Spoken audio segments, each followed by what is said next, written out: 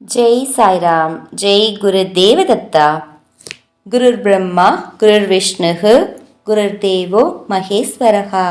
குரு சாட்சாத் பரபிரம்மா தஸ்மை ஸ்ரீ குரவே நமகா. தியான மூலம் குரூர் மூர்த்திகி, பூஜா மூலம் குரூர் பதம், மந்திர மூலம் குரூர் வாக்கியம், மோக்ஷ மூலம் குரூர் கிருபா. ஓம் ஸ்ரீ சுவாமி சமர்த்த. பேசும் தெய்வம் அக்கல்கோட் மகராஜ் அருளாட்சி. அத்தியாயம் 22. சோலாப்பூர் நாராயண புவா. சில சமயங்களில் தம்மை நிந்தனை செய்பவர்களுக்கு சிறிய தண்டனைகளை கொடுத்து அவர்களை திருத்தி ஸ்ரீ சுவாமிகள் தம்பால் அழைத்து கொள்வதும் உண்டு. அப்படி பக்தரானவர்தான் இந்த சோலாப்பூரின் நாராயண புவா. அக்கல்கோட்டுக்கு அடிக்கடி தமது வேலை நிமித்தமாக வந்து போகும் நாராயண புவாவிற்கு சமர்த்தரை பிடிக்காது.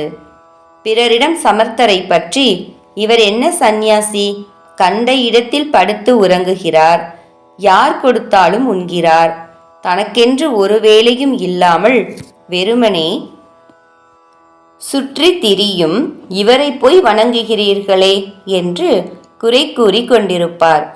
ஒரு நாள் தம்மை அறியாமலேயே கூட்டத்தோடு கூட்டமாக அவர் சுவாமிகளை தரிசிக்க வேண்டியதாயிற்று. அப்போது சமர்த்தர் நாராயணனை பார்த்து அலறி அடிச்சிட்டு ஓடு என்று கூறினார். அதன் பொருள் விளங்காமலேயே ஆச்சரியத்துடன் சோலாப்பூருக்கு திரும்பினார். அவரது வீட்டில் 3000 ரூபாய் மதிப்புள்ள பொருட்கள் திருடு போயிருந்ததைக் கண்டு அதிர்ச்சியடைந்தார். திருடனை பிடிக்க எவ்வளவோ முயன்றும் முடியவில்லை.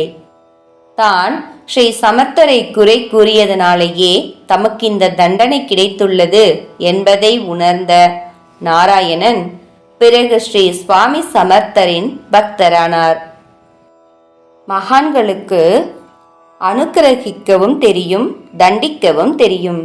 ஆனால் பக்தர்களை நல்வழிப்படுத்தும் நோக்கிலேயே அந்த தண்டனை அமையும் என்பதை நாராயண புவாவின் இந்த அனுபவம் நமக்கு விளக்குகிறது.